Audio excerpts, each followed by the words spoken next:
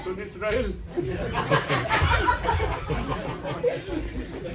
Ginagaya mo kuya mo ah.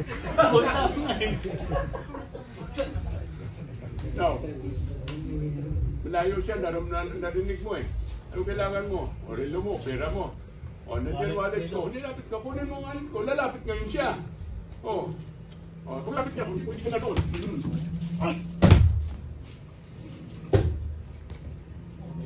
Kuya.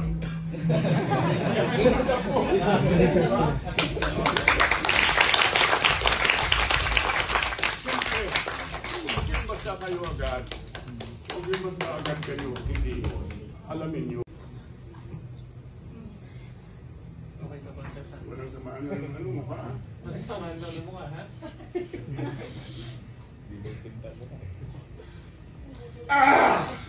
Bumigay. Yan ang inyong friend.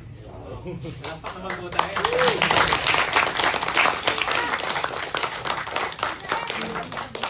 Any question? Mayroon itong disadvantage. Kaya ngayon sa tapondo natin, tinanggal mo na ito. Dito na tayo. You know what is the disadvantage of this? Forma pa. Forma pa. Itong pinakamalapit sa akin, itong hiwain ko. Diba? Itong hiwain ko. Lalo na pumalo. Oh, sige, forma-forma ka dyan sa akin. Diba? So, malayong distance niya, abot ka na. Pero kung nakadikit yan, dikit mo, ayan, ito hindi siya makaabot, pero lapit na ngayon siya. Diba? So, tinanggal mo na ito. May disadvantage ito. Kasi tingnan nyo, ito naman, nakakover ito sa baba, ito naman sa itaas. Halimbawa, sapsap. Oh, sila. Pag sa baba,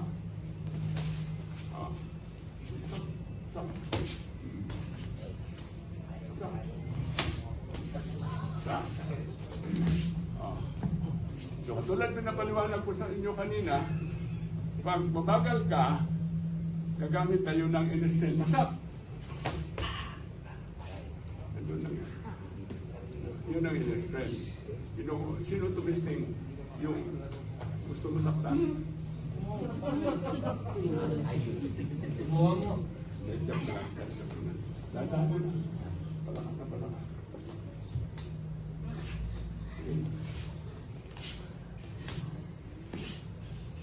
Kaya mo ba? Yan ang in-strength.